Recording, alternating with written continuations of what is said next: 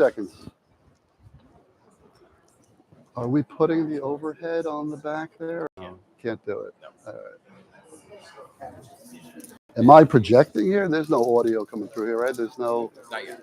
Oh, will it go on the? We're waiting for you guys to be able to turn on. Okay, I'm going to do an introduction. Are we going to put that on camera, or do you want? Do it on camera. Do it centered up there. But I got to do it at the podium. Can you change an angle, or why don't I do this? I'll do the intro off camera, and then we'll just walk over and start the conversation. You getting stretched out? Oh my God, for me.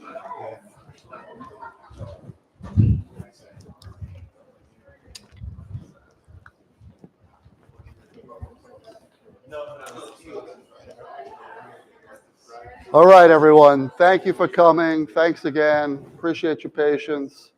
We're having Drew give a talk about the book that he just released. We're going to bring him in a minute after I read a short introduction to his career. If you could, we're streaming this too live on YouTube. So when Drew comes down the aisle, everyone can give him a nice round of applause. I'd appreciate that. There's a little cue when I say, could you help me give Drew a nice round of applause? If you just all give Drew a nice round of applause, that'd be great. Okay? Thank you. All righty. Anthony. Brian. Drew Nieporent sits on top of the list of the most important restaurateurs in modern history. After falling in love with the magic that only restaurants can offer while growing up in New York City, Drew's father, who worked in the New York State Liquor Authority, was a regular guest at new restaurant openings and would have Drew by his side to experience this rare world of VIP access. Drew developed his depth of foundational restaurant experience at a very young age, which drove his passion and understanding of what made one restaurant exceptional while another was just ordinary. After graduating from Cornell University for hospitality management, Drew worked his way through many of the iconic restaurants of the time, including Maxwell's Plum and Tavern on the Green in Central Park, which is one of the highest grossing independent restaurants of all time. Drew went on to open the 3-star New York Times rated Montrachet, which helped put the neighborhood of Tribeca on the map. Success at Montrachet garnered a partnership with Robert De Niro and a cadre of A-list celebrities for the opening of Tribeca Grill, which went on to succeed for the next 35 years. This back-to-back success was at the foundation of the Myriad Restaurant Group, which went on to open some 40 additional restaurants, including the wildly successful international restaurant concept Nobu. Drew and Myriad have gone on to garner countless awards of excellence for their many concepts, and Drew even received a Humanitarian of the Year award from the James Beard Foundation. The accolades and awards that Drew's restaurants and all of his combined alumni have garnered are too numerous to mention. And it's with great pleasure we welcome Drew to ICE to celebrate the memoir of his life's experience in restaurants titled, "I'm Not Trying to Be Difficult, Stories from the Restaurant Trenches." Please join me in welcoming Drew Nieporent.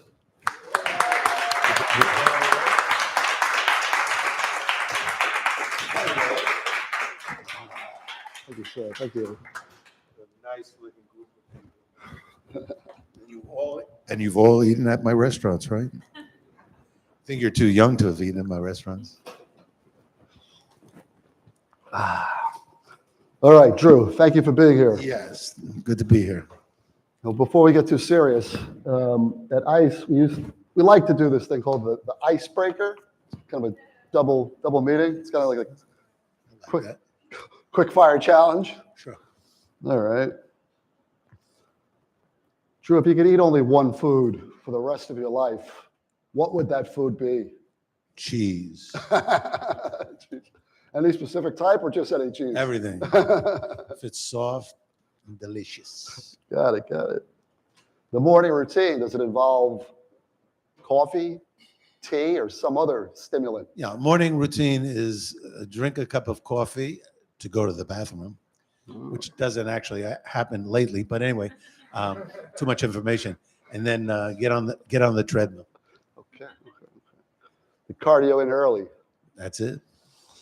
All right. Any non-restaurant hobbies? Anything having to do with sports. Okay. Anything. I remember reading that in your book. Big Jet fan. I'm sorry, but Okay.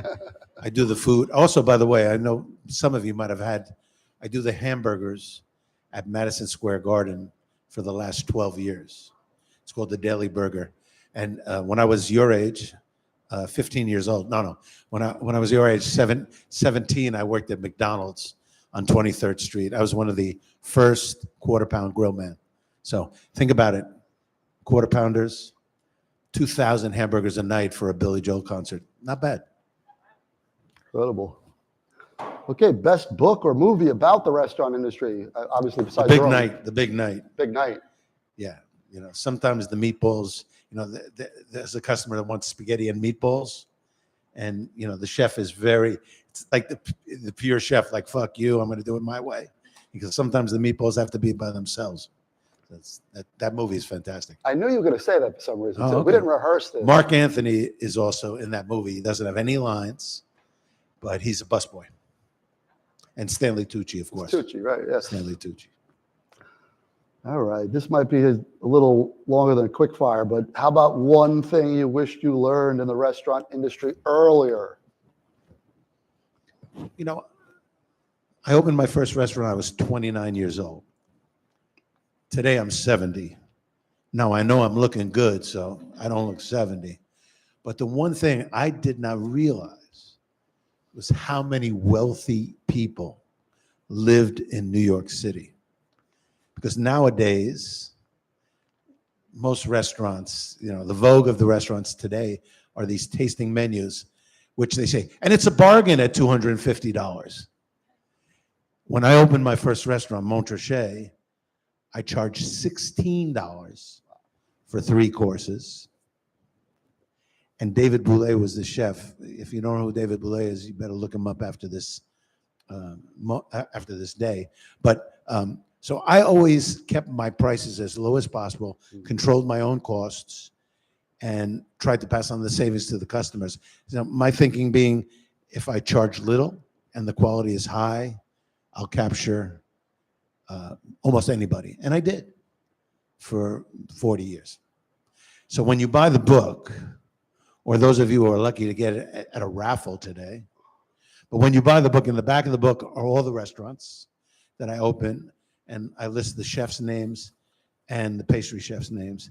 And actually, when I turned 50, I had a birthday party because, you turn 50, then you're going to die after that. But I had all the names of the front of the house managers and sommeliers because they're as important. But the publishing company of the book didn't want to put their names in the back. But so at least we got the chefs and the names of the restaurants. All right, last question in the quick fire round here is the last meal. I don't know if you've thought about this one. Everybody does that, right? Last meal or something.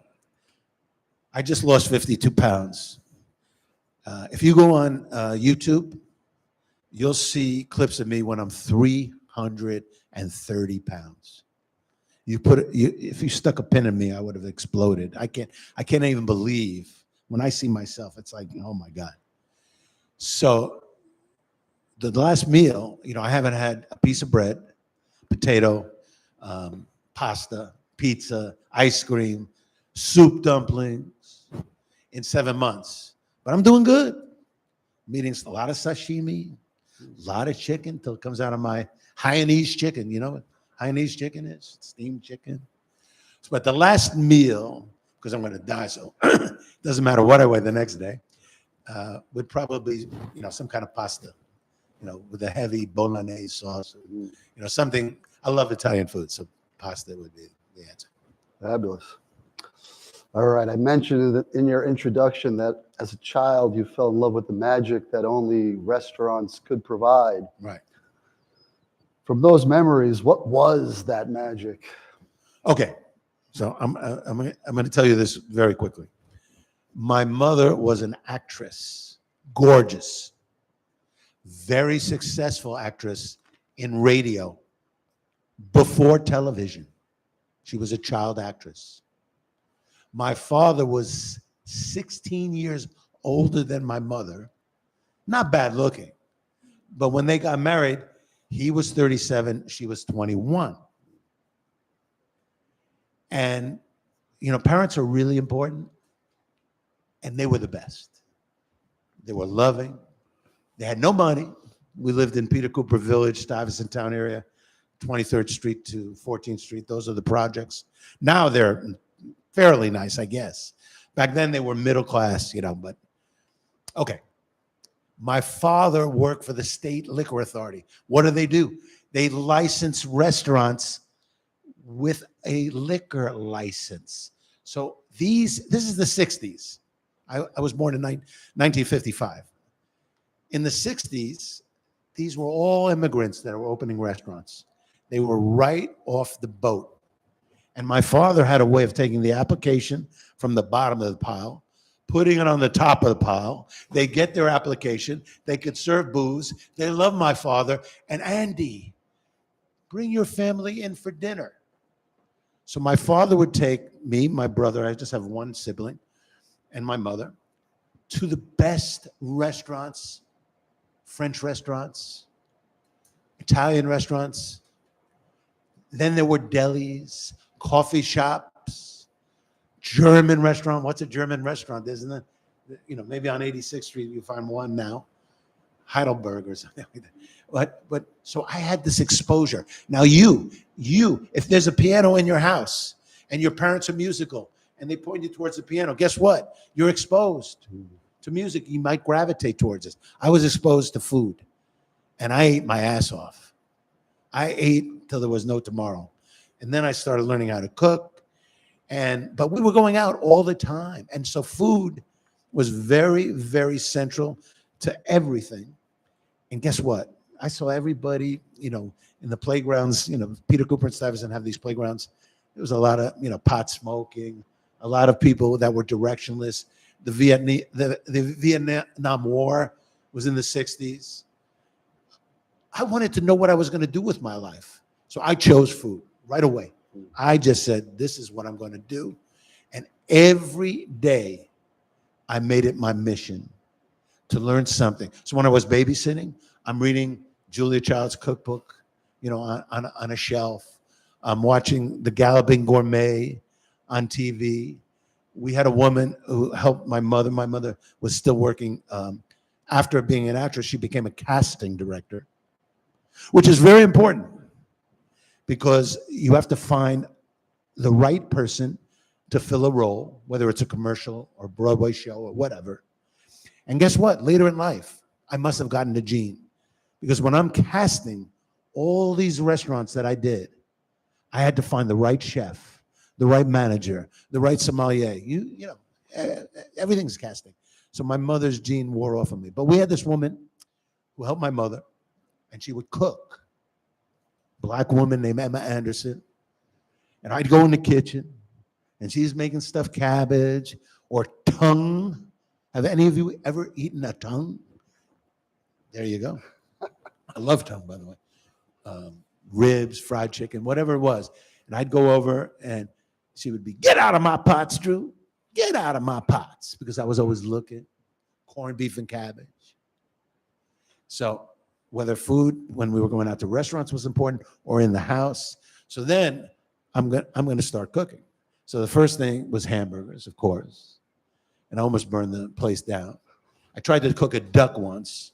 You know how much fat duck gives off. The smoke alarms were 2 seconds.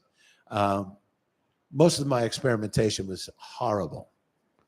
But unlike you're here at a ICE. I got into Cornell Hotel School. Now, Cornell is a Ivy League school. It's for really smart people. And I was number 500 in a class of 700 at Stuyvesant High School. Stuyvesant is right over here. It's right down the block, right? Not when I was there. It was on 16th Street. So somehow, you know, my mother comes home with an application, Mom, Cornell is an Ivy League school. I'm not getting into Cornell. I got in. And in 1974, I went to Cornell Hotel School. Now, this is important. I thought I would be a chef. Maybe most of you, I think, are here for cooking skills. Hotel school meant to me, Lausanne, be a chef, Europe. I get to Cornell, first cooking class. They hand us a recipe booklet. Onion soup, open a can, heat it up, serve it. Seriously. There was no culinary program whatsoever. And I was like, oh my God. So I'm going to have to take accounting classes, sanitation classes, you know, business classes. You know, and there were so many courses that I took that I liked so much that I took them twice, which means I failed them. You missed the joke on that. But so anyway, one day I'm in the corridor of the school and I see a posted sign.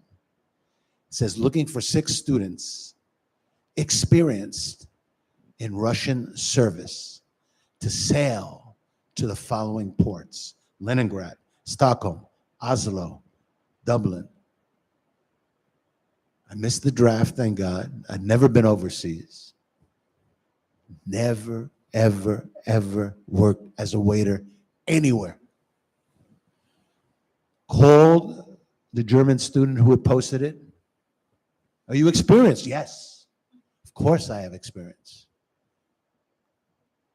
In June of 1974, literally right up the block from here, Pier 60, I think it's called, Houston Street, West Houston Street. I get on the MS Vistafjord, a first-class cruise liner, 600 seats. You work breakfast, lunch, and dinner, sometimes midnight snack, sometimes afternoon tea. And I'm wearing a light blue shirt. And 59 waiters, there were 60 of us, and 59 waiters look at me wearing the light blue shirt and said, this guy is an imposter. Because everyone knows a waiter wears a white shirt. It's academic. White shirt, black pants, black shoes. Also, the waiters all carried trays like this, 3 fingers over their heads. How was I carrying the tray? Like it's a fucking cafeteria. The kitchen was downstairs, escalator. Upstairs, escalator, okay? All this is in the book, so of course you all will have to spend what you would spend in a restaurant for an appetizer and buy my book. But anyway, this was the greatest experience. Why? Because it taught me about food. Guess what? There was no system on the ship for ordering food. In other words, in a restaurant, you fill out a dupe. Now, obviously, you punch the dupe into the computer, a chit spits out, and somebody's expediting the food, right? On the ship, you verbally ordered to the chefs, none of which spoke English, but you ordered in English. So when your customers were served, guess what you did? You ordered for yourself. So every night, I'm eating filet mignon. I'm eating, the most delicious food. Because on the ships, the food was fantastic. And it's all culinary terms, and it changes every day. 6 different potatoes, 9 different vegetables, 1 consomme every day that changes, 1 cream soup every day that changes for 600 people. So not only was I learning how to serve people, but I was eating my ass off. And this was I think it was a 42-day cruise. I gained like 35 pounds in 42 days. For breakfast, 8 different pastries. I go up the escalator, I'd be eating a pastry. I go down the escalator, I'd be eating a pastry. I go back to my room, I took 4 pastries.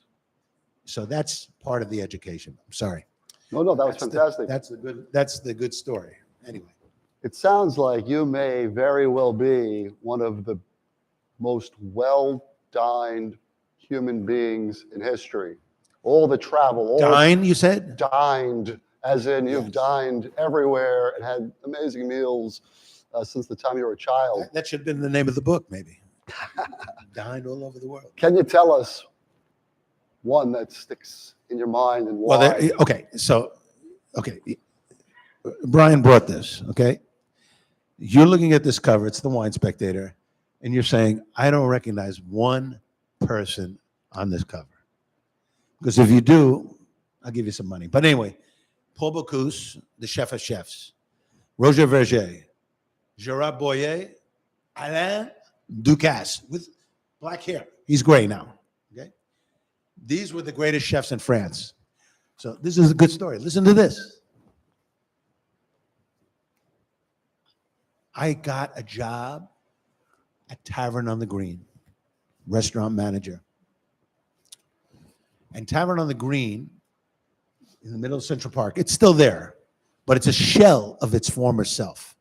It was magnificent when it opened in 1976. I went to work there in 1978. It was run horribly. And the second I went to work there, the owner was a guy named Warner Leroy's father, Mervyn Leroy, produced and directed The Wizard of Oz. I hope you all have seen The Wizard of Oz because it's an amazing film. Warner Leroy, for all the managers, did this. You would get $250 at 10 three-star Michelin restaurants to eat in, $2,500 each manager. And believe it or not, in 1978-80, I went in 1980, you could eat in the greatest restaurants in the world for $250. Now you can't even get a bottle of wine for $250 in any of these restaurants. So you see all these gentlemen? I went to Bocuse. I went to Verger in the south of France. I went to Jacques Maxima. I went to Tour d'Argent. I went to 10 three-star restaurants. But guess what? The other manager and I went together. So his 10 and my 10, we went to 20 of the greatest restaurants in the world on his nickel, on Warner Leroy's nickel in the book. And that in and of itself was also a great education. What I find, Brian, is that there's a huge difference between working in a restaurant and eating in a restaurant. A lot of my customers, they're geniuses because they eat in great restaurants. So they think they know everything. Oh, I eat at Nobu. I eat at 11 Madison. They know everything. But and you guys are too young to work in restaurants. I don't think even think you can get a work permit to work in restaurants. It's a great crowd, very nice. But the reality is, it's totally different working in a restaurant. So you have to combine the two. Here's what it distills down to. If all of my BS today means nothing to you, listen to these next two lines, and they're elemental. I was at Cornell. There was a professor named Vance Christian. He weighed about 300 pounds. He pulled out his wallet. He says, "Why are you at Cornell?" To get an education, to learn about the hospitality business. No. Pulls out the money. You're here to make money. That's why you're here. We're like, because I've never been driven by money, by the way, but I let him speak. And then the next thing that came out of his mouth, the next words that came out of his mouth is, if you're going to be successful, what do you need to do? You have to know what you're talking about. Therefore, why are you here? Why are you at this school? To learn professional knowledge. Professional. Learn what it is that you're seeking to do. And then after that, and this is as important, because you listen to the way I'm talking, confidence. Look at a football coach. He looks at a player. looks at the player, and you can tell he knows what he's talking about because he has professional experience. And just looking at him, and he says, well, let's pretend it's a sergeant in the military, and the enemy is right over that hill, and they all got the guns like this, and he goes, we're going to charge that hill. And you're like, what are you, fucking nuts? They all got the guns over there.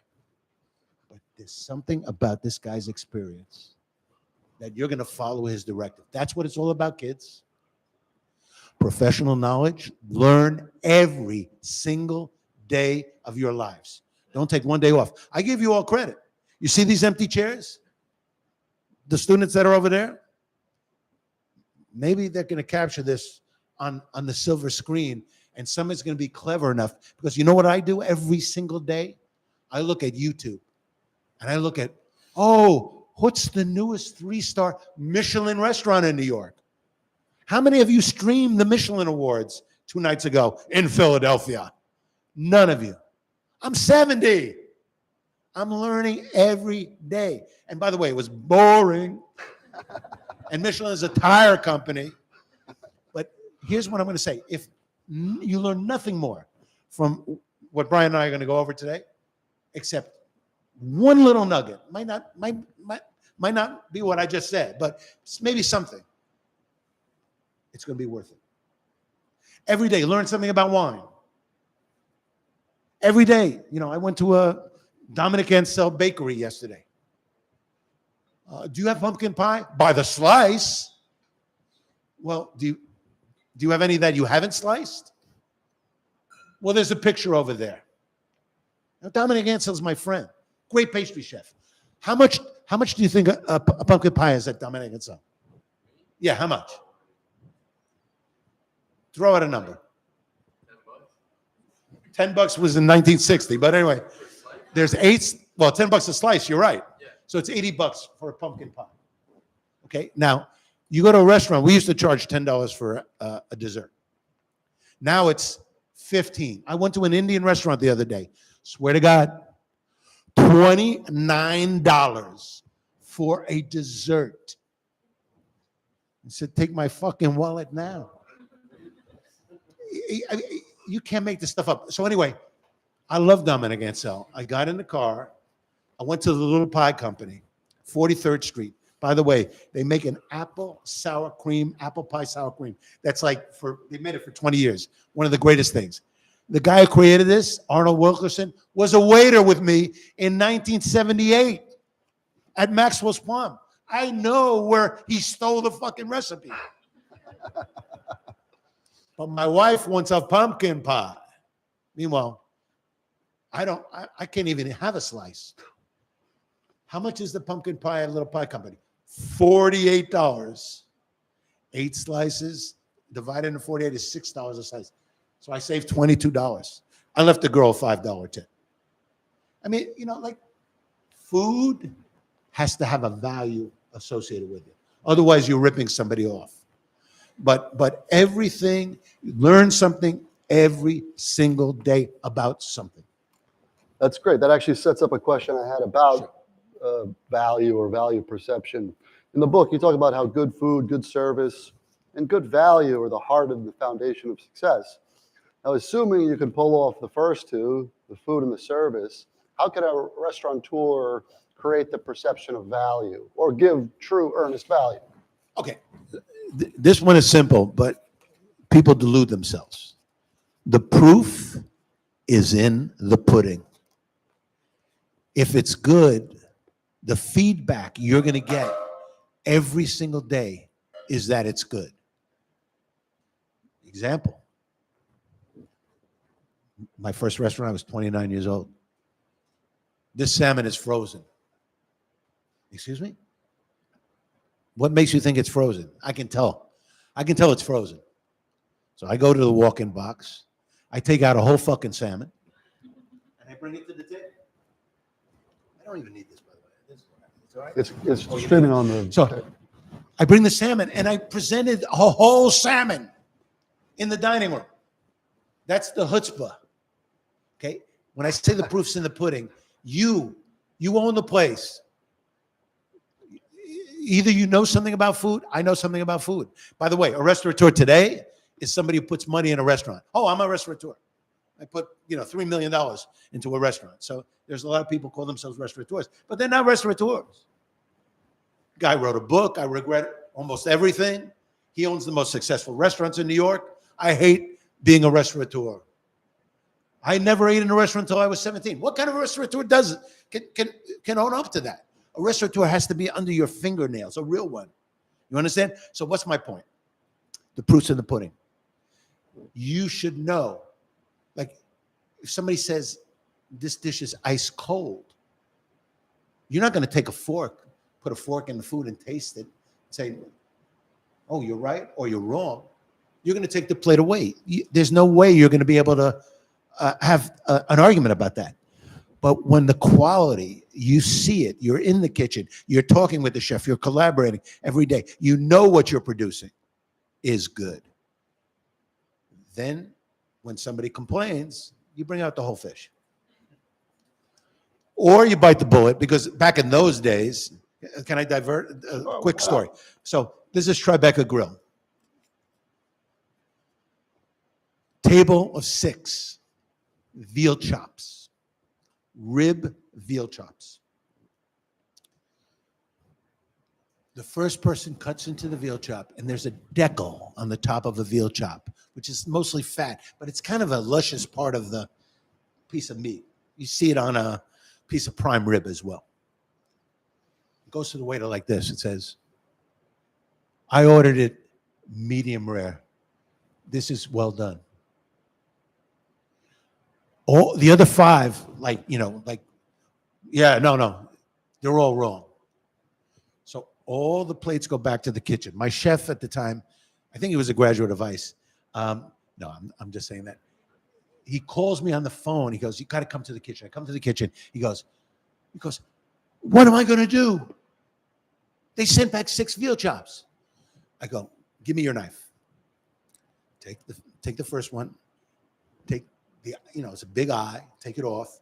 Slice it. It's blushing. It's pink. Replate it. Give me a piece of lettuce.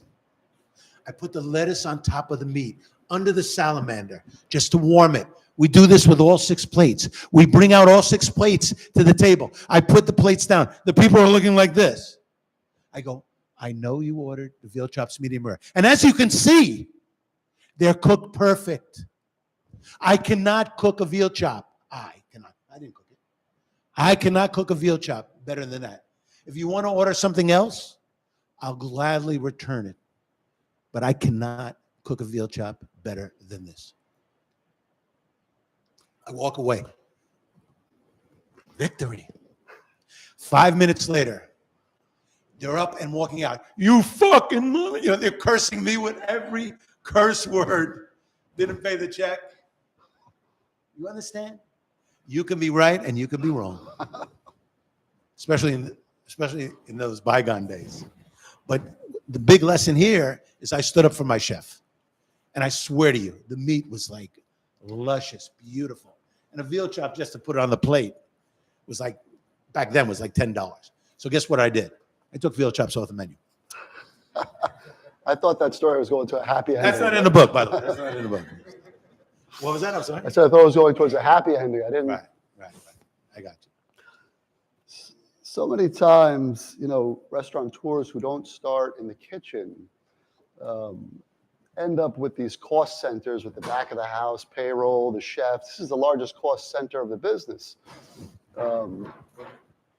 How, coming from the front of the house, can you have the relationship to keep front of the house, back of the house kind of marching in the same direction if you haven't started in the back of the house? Okay, it's a good question, but I'm going to answer it honestly. I don't care about money. Never